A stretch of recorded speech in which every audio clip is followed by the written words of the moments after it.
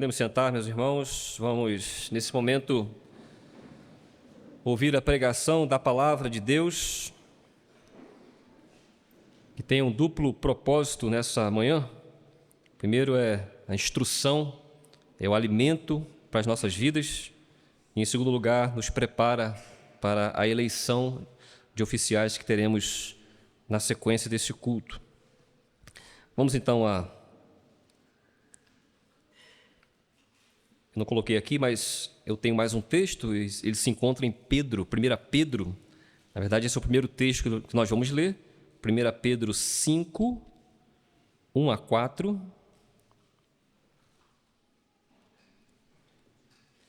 Então, 1 Pedro 5, 1 a 4 diz assim a palavra do Senhor.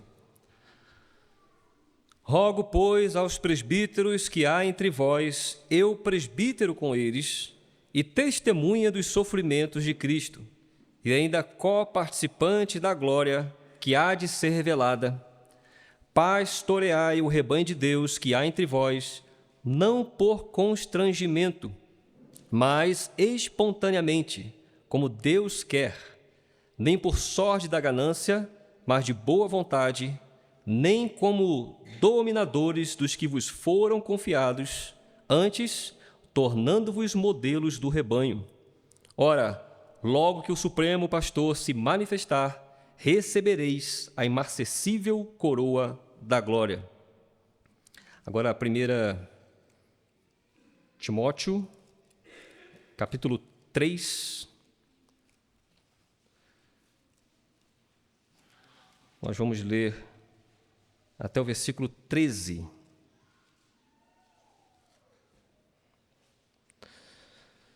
Aqui temos as qualificações dos bispos e dos diáconos. Fiel é a palavra. Se alguém aspira ao episcopado, excelente obra almeja. É necessário, portanto, que o bispo seja irrepreensível, esposo de uma só mulher, temperante, sóbrio, modesto, hospitaleiro, apto para ensinar, não dado ao vinho, não violento, porém cordato, inimigo de contendas, não avarento, e que governe bem a própria casa, criando os filhos sob disciplina com todo respeito. Pois se alguém não sabe governar a própria casa, como cuidará da igreja de Deus? Não seja neófito para não suceder que se ensoberbeça e incorra na condenação do diabo. Pelo contrário, é necessário que ele tenha bom testemunho dos de fora, a fim de não cair no opróbrio e no laço do diabo. Semelhantemente, quanto a diáconos, é necessário que sejam respeitáveis, de uma só palavra, não inclinados a muito vinho, não cobiçosos de sorte da ganância, conservando o mistério da fé com a consciência limpa. Também sejam estes, primeiramente, experimentados, e se mostrarem irrepreensíveis, exerçam o diaconato. Da mesma sorte, quanto a mulheres, é necessário que sejam elas respeitáveis, não maldizentes, temperantes e fiéis em tudo. O diácono seja marido de uma só mulher e governe bem seus filhos e a própria casa, pois os que desempenharem bem o diaconato alcançam para si mesmos justa preeminência e muita intrepidez na fé em Cristo Jesus. Então, hoje, por economia de tempo, nós focaremos muito mais no ofício de presbítero. E vocês vão perceber que já perceberam na leitura, que muito do caráter do presbítero também deve fazer parte do caráter do diácono, né? São serviços diferentes, mas o caráter deve ser o mesmo. Meus irmãos, vamos orar e então vamos entrar dentro desse assunto. Oremos. Ó Senhor, nosso Deus e Pai, mais uma vez recorremos a Ti em total dependência. Nós sabemos que nós não podemos compreender a Tua palavra por nós mesmos, ainda que tenhamos, ó Pai, o dom e o intelecto, temos uma mente liberada, saudável, ó Pai, mas ainda assim, se assim fosse, ó Pai, os doutos reconheceriam e creriam na Tua palavra. mas o Senhor a deu de forma especial ao teu povo, a quem o Senhor tem chamado, tem redimido em Cristo e assim tem alimentado, ó Pai. Rogamos que o Senhor possa abrir as nossas mentes e corações para que estejamos sujeitos à tua verdade, ó Pai. Que ela possa frutificar em nosso meio, especialmente hoje, ou a partir de hoje, nós escolhendo oficiais para a tua igreja, que isso redunde em serviço, bom serviço na tua casa e louvores ao teu nome. Assim nós te oramos, ó Pai, e te agradecemos em nome de Cristo. Amém. Amada Igreja do Senhor Jesus Cristo, meus irmãos, hoje estamos muito alegres, tanto pelo fato de estarmos aqui na presença de Deus, nesse dia solene, separado para o culto a Ele, mas também porque hoje avançamos mais um passo nessa obra de Cristo, essa igreja, essa construção que é do Senhor Jesus Cristo. Nós vamos eleger um presbítero e vamos também eleger um diácono. E, como eu havia falado anteriormente, esses homens cumprem tarefas diferentes, são serviços diferentes, mas, de todo modo, o coração é o mesmo. O coração é o serviço e o coração é a glória do Senhor. Os presbíteros, mais direcionados ao pastoreio, e os diáconos, direcionados ao ministério da caridade, ao socorro da parte do Senhor Jesus Cristo. Presbíteros aqui são presbíteros nas qualidades de presbítero docente, ou seja, aqueles que ensinam, o ministro da palavra, e os presbíteros regentes, aqueles que governam a igreja. Como eu falei antes também, nós focaremos mais no serviço do presbítero, não por causa da importância e detrimento do serviço de misericórdia, mas porque nós temos um tempo limitado aqui. Então, os presbíteros têm um serviço glorioso para cumprir, e eles vão prestar contas desse serviço ao Senhor. A palavra de Deus promete uma recompensa ao seu serviço. 1 Pedro 5,4, que nós lemos e lembramos aqui, o apóstolo Pedro disse, ou lhe falou, sobre uma imarcessível coroa de glória, ou seja, há um galardão que não perecerá àqueles que cumprem bem com o seu serviço. Mas então, quem pode ser um presbítero na igreja? Quais são as qualificações exigidas para aqueles que vão exercer essa nobre tarefa? É importante nós considerarmos o assunto à luz ou no contexto de que nós chegamos de outras igrejas, talvez não tivemos presbíteros em outras igrejas, talvez era o ministro apenas e o diácono, e nós não temos muito bem refinada a nossa ideia do que é o presbítero. Muitas denominações o consideram o ofício apenas como um estágio ou um degrau para se atingir um fim. Geralmente o fim é ser um ministro da palavra, um pregador da palavra, um missionário, enfim. Então nós não reconhecemos bem a natureza e não conhecemos bem o serviço de um presbítero. Então vamos dar atenção a isso nessa manhã.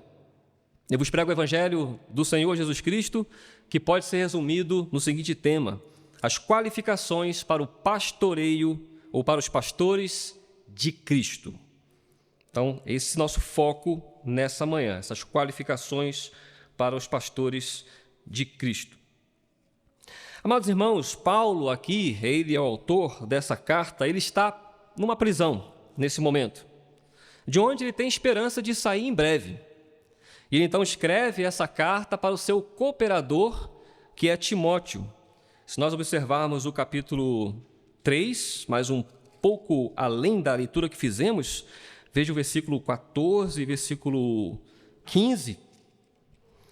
O apóstolo Paulo escreve assim: escrevo-te essas coisas. Que coisas foram essas? As coisas que ele falou anteriormente, dentre as quais temos aqui as qualificações para o ofício.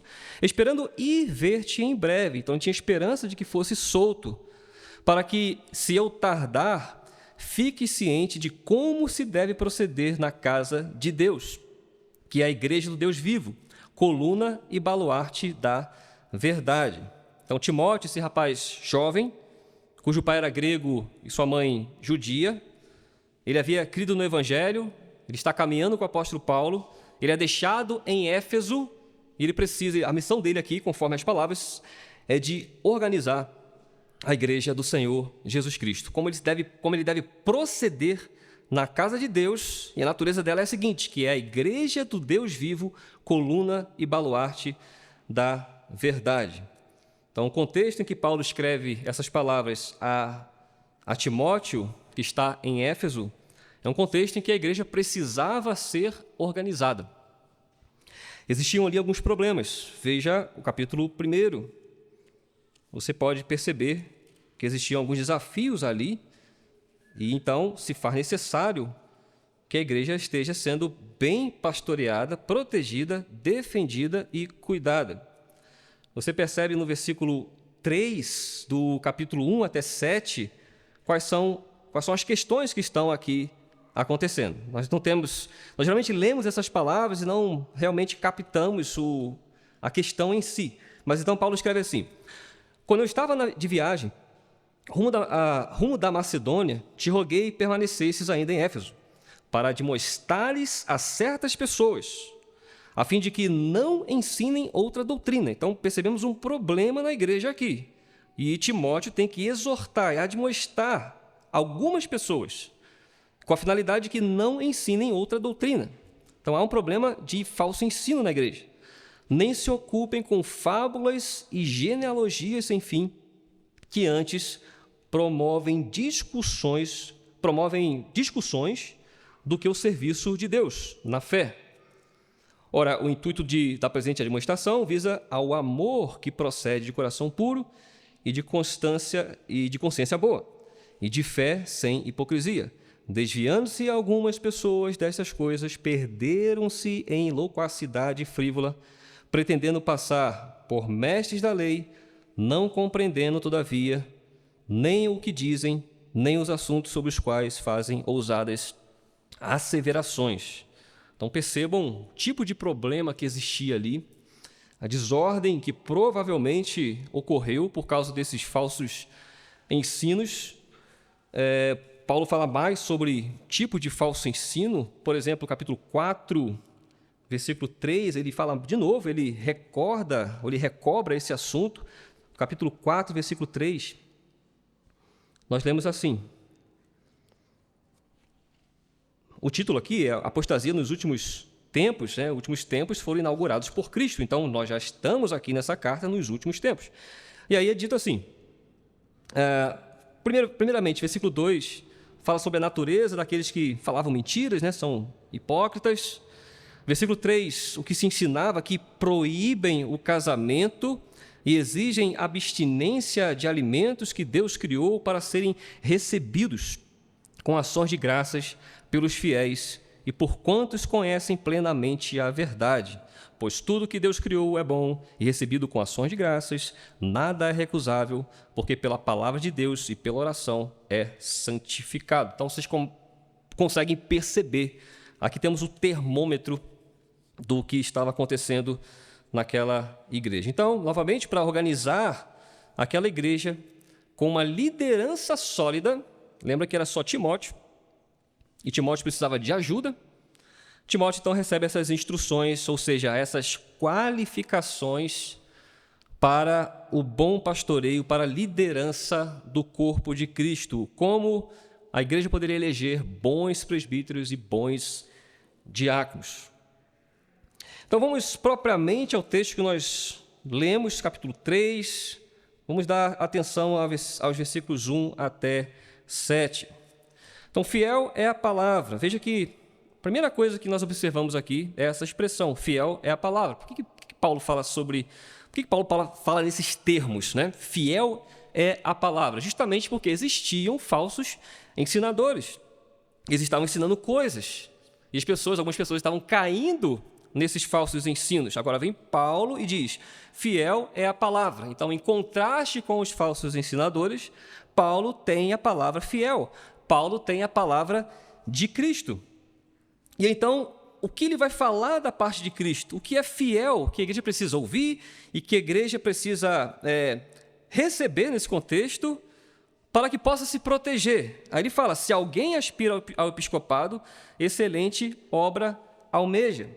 E então ele começa a desenrolar um assunto a partir dessa perspectiva de que a palavra dele é fiel, vem do próprio Cristo, é digna de fé, e Timóteo tem que colocar isso em prática, tem que organizar essa igreja então receberá o cuidado do Senhor Jesus Cristo. A primeira coisa que nos chama a atenção aqui é esse verbo que aparece, né? Se alguém aspira ao episcopado, o que significa isso, aspirar ao episcopado? Nós sempre temos o receio de que pessoas terão falsas aspirações ou aspirações ilegítimas, né? Por exemplo, desejar ter um ofício para ter importância, para ter status na igreja, desejar ter ofício para algum ganho pessoal, causa própria, apenas por status, não por serviço. Então, a gente tem essa confrontação de consciência, nós observamos o contexto, e é assim mesmo, muitas vezes, em muitas igrejas, que as pessoas estão aspirando a um ofício para um proveito pessoal. Então, a gente lê isso e fica, como alguém, né, aspira ao episcopado, excelente obra almeja. Se alguém aspira ao episcopado, excelente obra almeja. Essa aspiração significa um forte desejo por esse ofício. E nós vamos observar aqui que essa aspiração não é uma aspiração por status, mas é uma aspiração por serviço.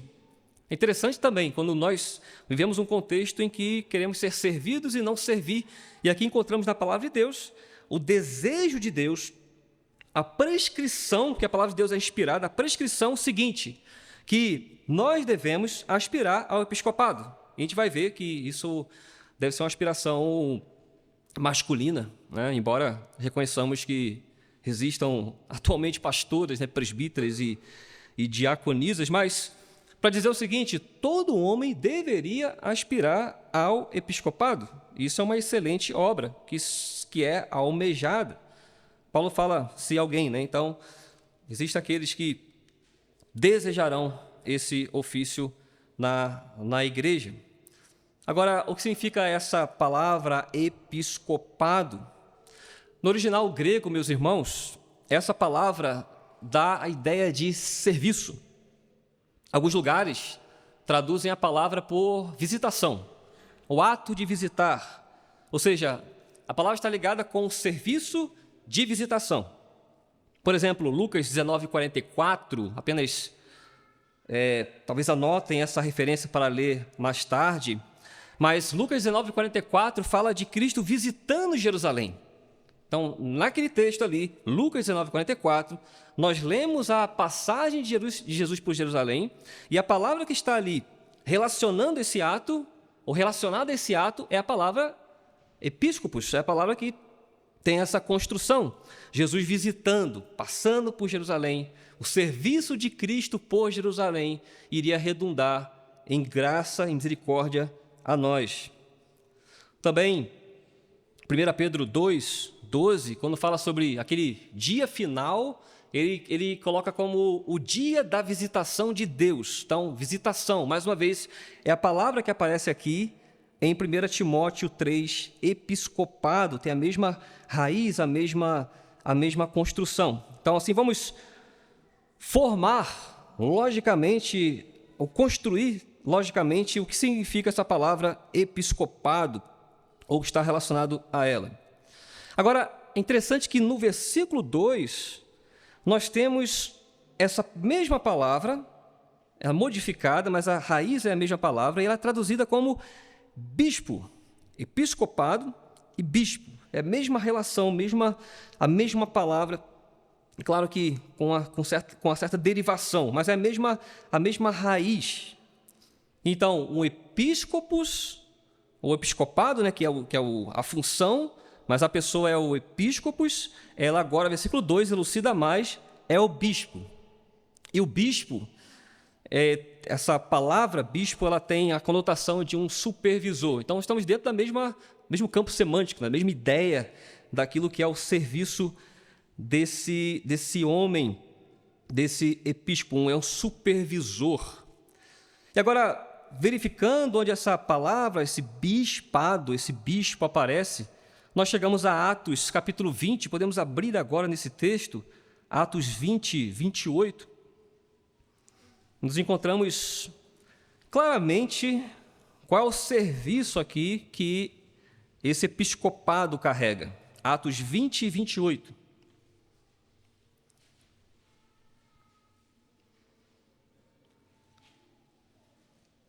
Nós lemos assim: atendei por vós e por todo o rebanho sobre o qual o Espírito Santo vos constituiu bispos.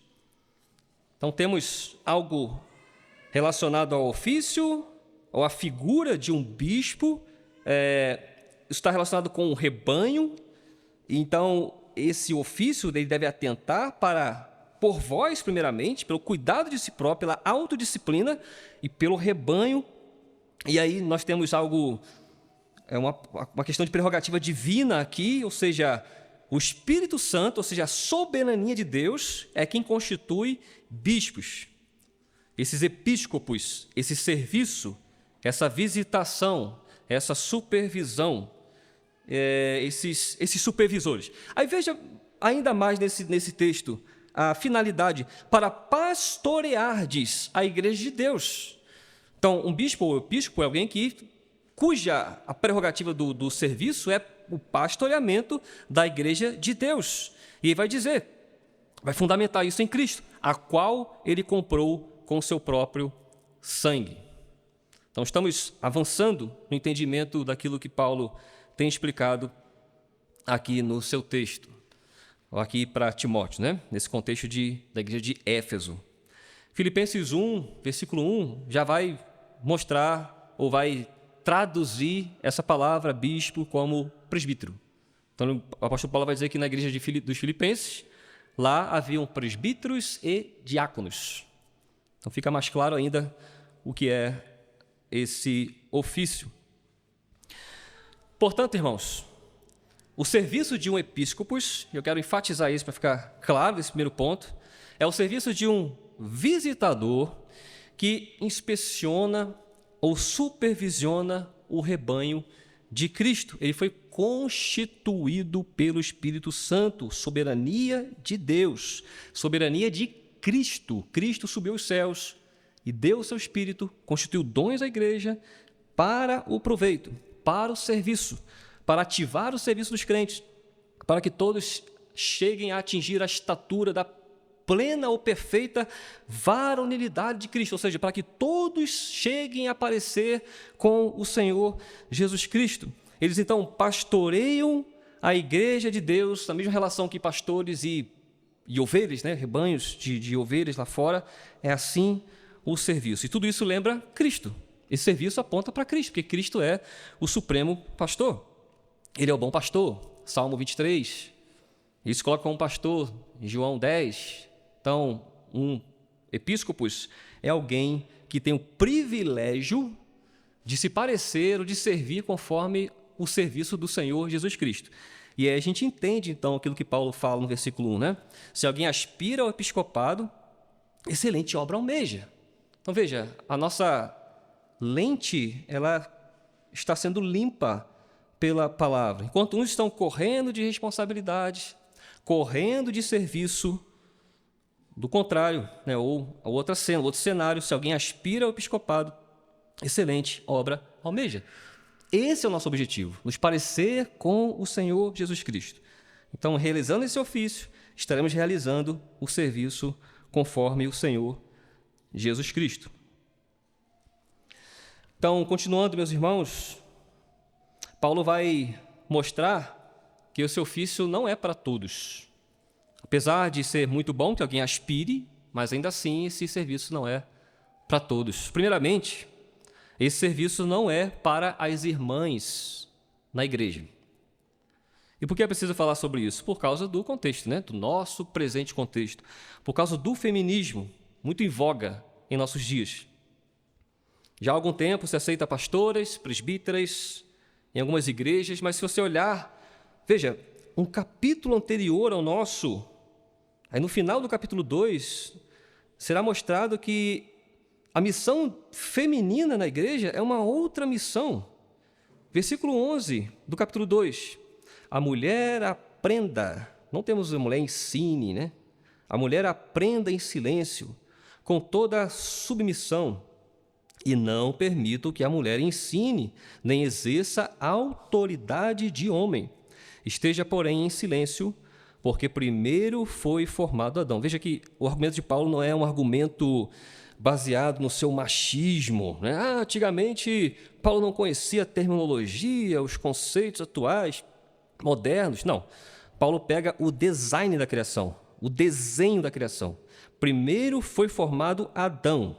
Então, o argumento é: o homem e a mulher foram constituídos diferentes. Depois, Eva. E Adão não foi iludido, mas a mulher, sendo enganada, caiu em transgressão. Todavia, será preservada através de sua missão de mãe, se ela permanecer em fé e amor e santificação com bom senso. Então, o caráter, a piedade feminina, a missão feminina é a missão de mãe.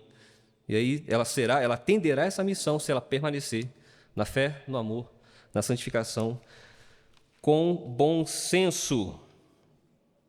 Então, temos imediatamente, quer dizer, antes, né, dessa palavra, essa escolha de episcopos, temos já a rejeição das mulheres ao ofício, mas no próprio versículo 11 do nosso texto, aí é uma dúvida, né? As pessoas estão questionando esse texto. Da mesma sorte, quanto a mulheres, né? A gente leu esse texto, essa parte. Da mesma sorte, quanto a mulheres, é necessário que sejam elas respeitáveis, não maldizentes, temperantes e fiéis em tudo. Algumas pessoas estão dizendo assim: bom, está aí, né? Tá aí que as mulheres podem ser oficiais da igreja, porque Paulo está considerando o ofício de presbítero, diácono, aí fala: bom, do mesmo modo, né, as mulheres. Só que, meus irmãos, você não pode ter contradição na palavra de Deus. E nem tão pouco, veja, uma contradição bem próxima, né? Os textos estão bem próximos, então como eles bem próximos vão se contradizer? Vai um anular o outro? Não. Aqui temos uma relação de submissão dessa passagem, versículo 11, com aquilo que já foi falado no capítulo anterior, que nós lemos. Conclusão, essas virtudes aqui arroladas no versículo 11 estão tratando das esposas dos oficiais, né? Presbíteros e também diáconos. Portanto, meus irmãos, os ofícios são uma prerrogativa dos homens. Mas agora a pergunta é: todos os homens? E a resposta é não. Então, quais homens? E aí, então, vamos entrar em cada uma dessas virtudes aqui, tá? Essa virtude vai selecionar homem a homem quem não pode vir ao ofício, pelo menos no momento, e quem pode vir ao ofício. Então, os versículos seguintes do capítulo 3 vão nos dar essa relação. Aqui podemos resumir em três pontos essas virtudes, ou relacionados a esse presbítero.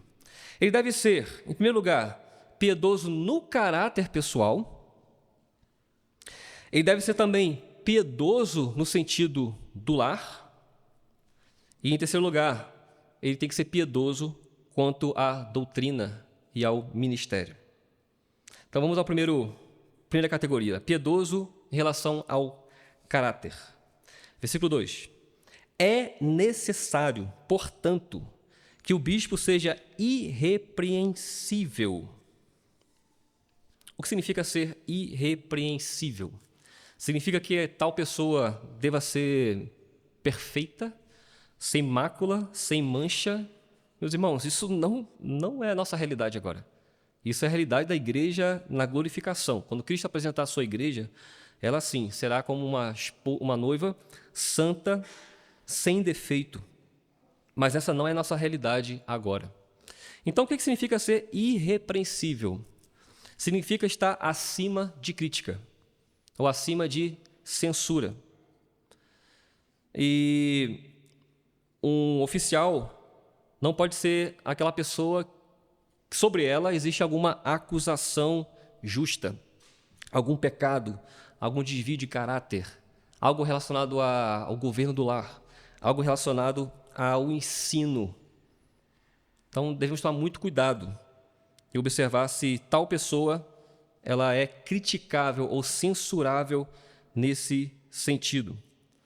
Então, avançando, esse caráter de irrepreensibilidade vai respingar aqui no que vai vir na frente, né? Esposo de uma só mulher. Então, deve ser irrepreensível no lar, e aqui a piedade no lar, esposo de uma só mulher. Veja também que isso deve ser algo do diácono. Versículo 12 do nosso texto: o diácono seja marido de uma só mulher e governe bem seus filhos e a própria casa. Então, isso quer dizer que ele deve ser fiel e justo com a sua esposa, ele deve fidelidade a uma só pessoa, que é a sua esposa. Não deve ser alguém que quebre os votos com sua esposa, deve estar casado com sua esposa, a mulher da sua mocidade. Se ele quebra votos assim tão facilmente, né, através do divórcio, e como nós podemos garantir que ele vai manter um voto? Porque a ordenação a um ofício na igreja é um voto, é um juramento. Como eu posso garantir que ele vai manter um juramento se ele não mantém ou não manteve o seu juramento com a mulher da sua mocidade?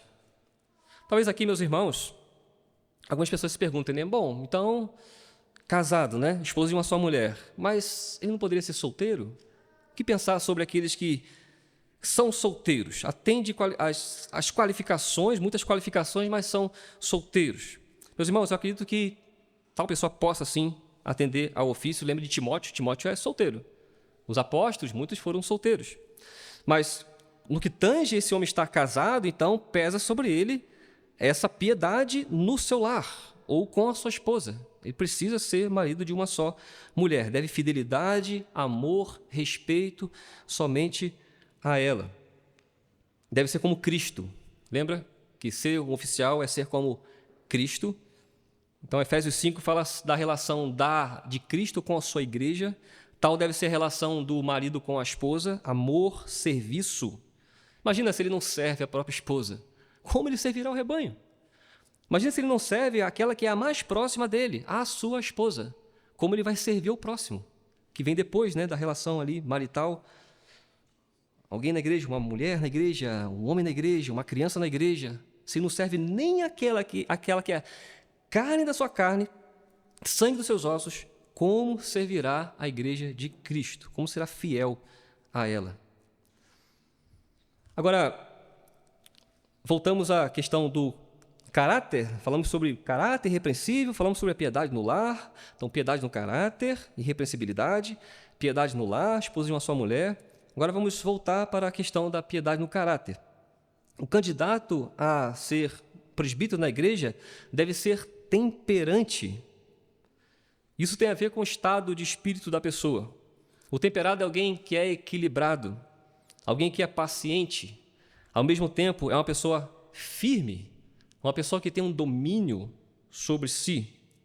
Nós vamos ver isso um pouco mais abaixo, quando Paulo falar sobre alguém que não é dado ao vinho, alguém que não é violento. Então, ele vai acabar repetindo isso com algumas palavras diferentes, mas o temperante conserva em si esse domínio, esse equilíbrio, essa firmeza, essa paciência. Também, o bispo tem que ser sóbrio, o que quer dizer que ele precisa ser alguém que está sempre atento, um bom avaliador dos problemas, depois de visitar esses problemas. Ele é alguém que não toma partido ou decisões baseadas em opiniões, mas ele fazendo o serviço de um bom episcopo, visitando, ele vai reconhecer os problemas, vai avaliar bem os problemas e vai buscar a resolução dos mesmos. Então, saber avaliar bem as coisas, não ficar sendo levado de uma verdade para uma mentira, por vento de doutrina. Ele não é como um bêbado, né? Alguém tem que conduzir ele porque ele não sabe se conduzir, está sóbrio. Ele se conduz, ele avalia bem a realidade. O bispo tem que ser alguém modesto. Então, as pessoas, geralmente, o respeitam essa ideia, pela maneira como ele age, a forma como ele faz as coisas. Ele é alguém de confiança, ele tem uma conduta externa bem organizada, porque ele tem um padrão, que são as Escrituras Sagradas. Ele é alguém modesto, alguém simples, não é arrogante, alguém que é um servo simples, um homem modesto. Também o bispo tem que ser hospitaleiro, que literalmente, meus irmãos, hospitaleiro quer dizer amigos, o amigo de forasteiros. A ideia da palavra principal é essa. E essa palavra hospitaleiro, hospitalidade, é o que dá origem à palavra hospital, né? Hospital é um serviço de cuidado, de receber alguém, de cuidar daquela pessoa. Então, o bispo deve ser alguém amigo de pessoas estranhas, de forasteiro. Então, ele é alguém receptivo. Quando tem uma visita na igreja, ele é aquela pessoa acolhedora. Ele não fica indiferente, né? Alguém chega na igreja, de repente ele nem se porta para falar com aquela pessoa, para conhecê-la, para perguntar. O hospitaleiro é alguém interessado. Ele é curioso naqueles que chegam. Ele quer saber mais. Ele quer se envolver mais. E não somente indo lá, mas ele recebe também as pessoas. Ele quer passar tempo. Ele doa o seu tempo. Ele quer conhecer mais aquela pessoa. Ele compartilha do seu tempo, compartilha do seu espaço. Esse é o hospitaleiro. Agora, veja, seguindo, o bispo tem de ser apto para ensinar. E lembra do contexto novamente, né, que Paulo está escrevendo para Timóteo. Então, ele precisa reconhecer o falso ensino, rejeitar, lutar contra o falso ensino, contra os mestres desse ensino, desse falso ensino. Ele precisa defender o rebanho de Cristo. Então, ele deve ser capaz de abrir a sua Bíblia, ele deve ser capaz de defender a sua doutrina. Ele tem que saber quando há sinal de fogo com relação à doutrina. É como se tivesse um sexto sentido. Opa, está aparecendo alguma coisa diferente ali. Eu não vou acusar, não vou já concluir, mas vou procurar saber. Meu irmão, minha irmã, o que você crê sobre esse assunto ou aquilo outro? Geralmente é assim que se pastoreia, se fazendo primeiramente perguntas, não afirmações, não julgamentos. Se faz perguntas, se procura saber, se procura esclarecer. É dessa forma. Então, ele é alguém capaz de fazer isso, ele tem a sua Bíblia na mão. Ele também deve ser alguém que abraça as confissões de sua igreja. Nós temos as 3 formas de unidade, né? Então, ele precisa conhecer esse escopo doutrinário. Também ele precisa subscrever integralmente esse escopo doutrinário e não ficar com reservas. Eu creio nisso aqui, mas isso daqui, olha, não creio nisso aqui, não. A Igreja Presbiteriana, por exemplo, ela tem algo que se chama subscrição parcial, né? Alguém que tem uma reserva, então ele não precisa se comprometer com aquela doutrina ali específica nos seus padrões de fé. Mas nós acreditamos que precisamos estar cientes e abraçar todo o escopo doutrinário. Então, conhecer também seus padrões de fé. Ele precisa ser capaz de ensinar isso. E mais, ele precisa ser alguém ensinável também. Aquele que ensina, aprende. Ele precisa ter a capacidade de sentar, ouvir, quando o ponto é diferente, ele precisa ser capaz de ter essa humildade para também ser ensinado. Não pode ser arrogante e nem pode se considerar autossuficiente. Agora, Paulo fala de um aspecto negativo, assim, o não, né, dessa irrepreensibilidade, ou seja, o bispo não pode ser alguém dado ao vinho. Também o diácono, é falado lá embaixo. Então, ele é alguém que não é apegado ao vinho, ele não tem aquela atração de forma que ele fica escravo do vinho, ou de qualquer prazer, podemos dizer, né? Ele não é movido pelo ventre dele, ele tem um domínio sobre essas coisas. Então, imagina um homem que é dado ao vinho, um escravo do vinho, é alguém que manipulável. Você pode chamá-lo e você pode trazer ele para o seu campo, para os seus interesses. Basta que você seja alguém que ponha um pouco mais de vinho no seu copo. Então, o bispo não pode ser assim. Provérbios 23, 35, mostra a qualidade dessa pessoa que se vende ao vinho. É como se alguém estivesse vivendo fora da realidade.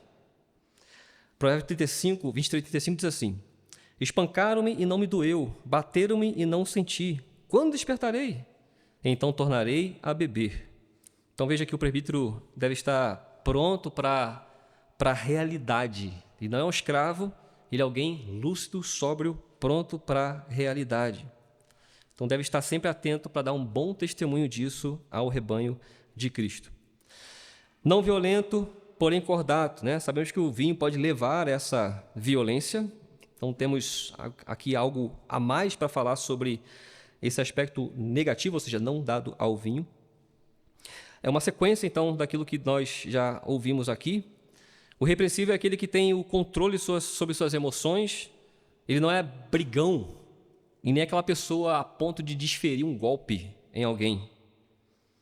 Mas ele é inimigo de contendas. É claro que ele não se reserva a alguma contenda, se for uma contenda justa, né? Imagina que alguém está vindo com heresia na igreja, então ele deve lutar, né? Claro que não com violência, você não vai bater na pessoa por causa disso. Mas, geralmente, esse homem é inimigo de contendas, batalhas que ele não precisa entrar, não é necessário, não é proveitoso. O bispo não deve ser avarento, isso também aparece no aspecto diaconal, versículo 8, e isso tem a ver com ganância. 1 Pedro 5, que nós lemos, versículo 2, lemos que o presbítero não deve fazer o serviço por ganância, ou sorte da ganância, mas com desejo de servir. Então não deve visar o ganho pessoal, mas dar. Cristo, sendo rico, se deu, deixou a sua glória, veio e se entregou pelo seu povo. Então ele não exigiu que lavassem os pés dele, mas ele lavou os pés dos discípulos. Ele não exigiu glórias e honras e riquezas, mas ele se esvaziou de tudo isso para a glória de Deus Pai. Seguindo mais, meus irmãos, nós vemos novamente, voltando à questão da piedade no lar, versículo 4 e 5 do nosso texto, nós lemos assim, que esse homem, então, ele governe bem a própria casa, criando os filhos sob disciplina com todo respeito, pois se alguém não sabe governar a própria casa, como cuidará da igreja de Deus? Piedade no lar, mais uma vez. Liderança no seu lar. Ele é o cabeça do seu lar. Ele não é o cabeça e a mulher é o pescoço, né? Como alguns falam. Não, ele é o cabeça, mas eu sou o pescoço, eu direciono ele. Não, ele é o cabeça do seu lar. Ele é quem vai responder no final das contas. Ele é quem toma as decisões. É claro que compartilhando com a sua esposa os conselhos, mas ele tem a palavra final. Ele é o cabeça, presta contas sobre tudo o que acontece em sua casa. O seu lar jamais pode ser um ringue de briga entre ele e sua esposa. Ora a esposa querendo decidir, ora ele querendo decidir, ora ela prevalece, ora ele prevalece. Como nós vivemos hoje em dia, né? No contexto atual, né? Da independência de todas as partes, homem e mulher, fruto do feminismo. Mas aqui temos um marido que governa bem o seu lar. O que governa bem o seu lar, então, tem esse controle sobre sua esposa, não é dominador, mas governa ela em amor. E aí nós observamos no capítulo 2, versículo 9, mulheres são modestas, decentes e discretas. Isso geralmente tem relação com o serviço do marido. Então, ela é o que é por causa do serviço dele. Ele está santificando a ela. Mulher que faz boas obras, que são mães.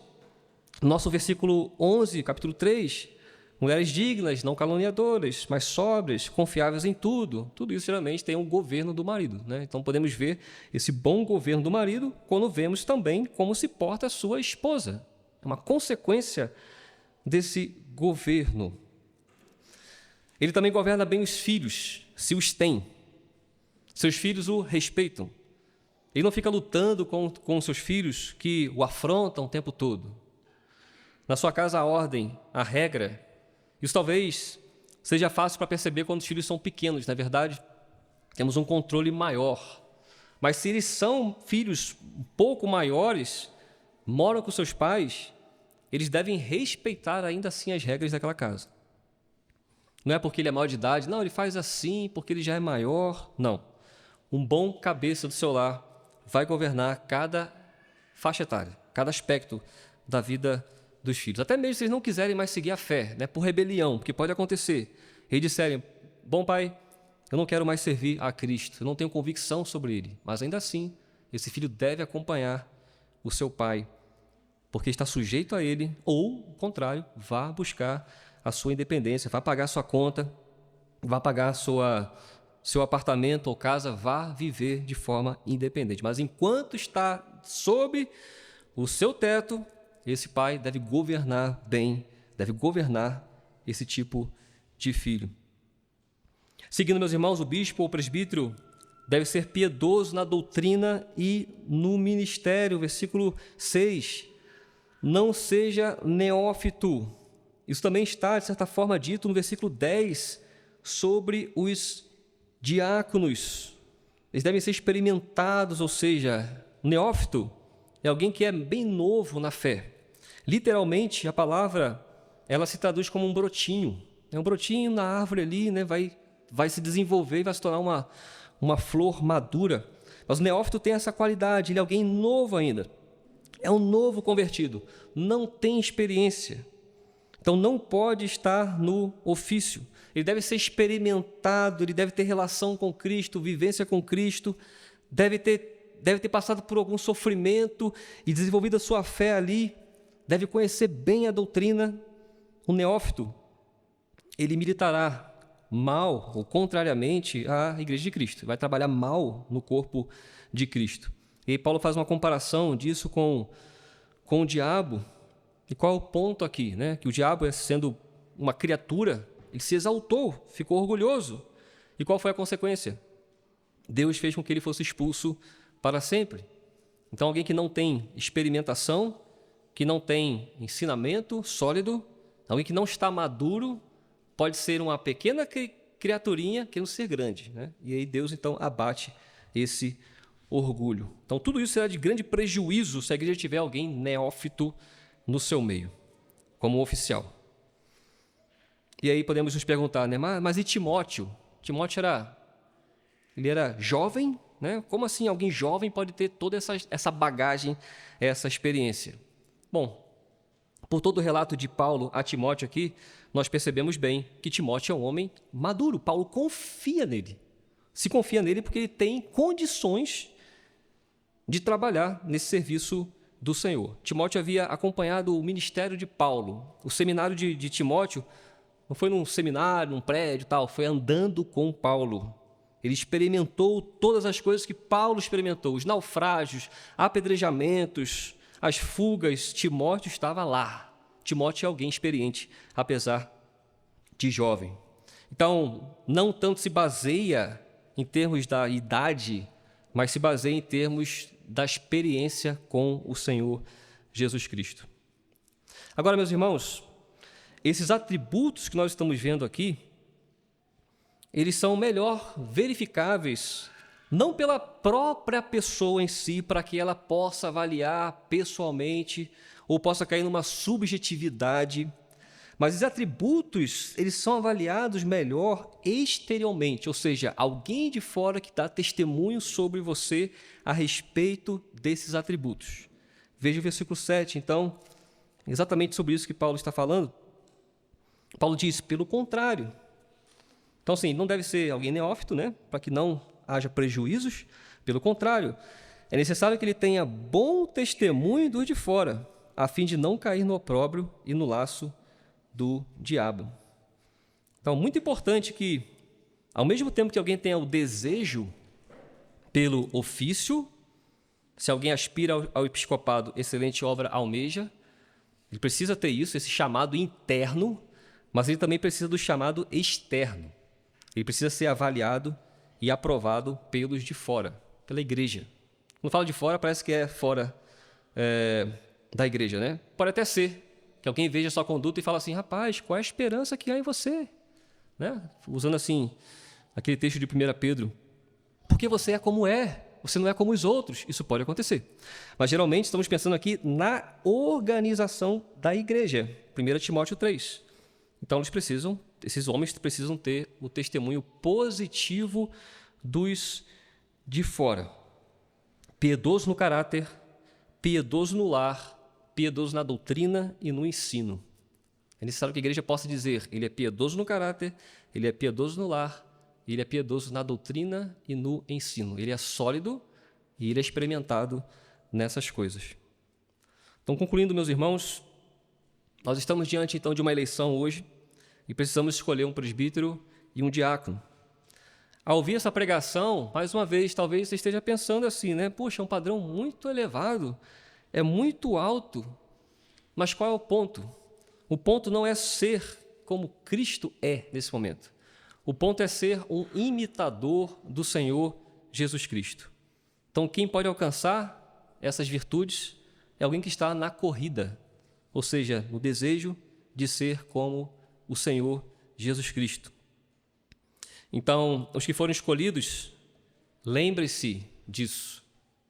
Lembre-se também que aqueles que temem, né, o ofício, porque há um certo temor por causa da responsabilidade, lembre que o serviço não estará sobre os seus ombros, a igreja não estará sobre os seus ombros, porque Cristo é o Deus vivo que sustenta a sua igreja. É isso que é falado no final desse texto.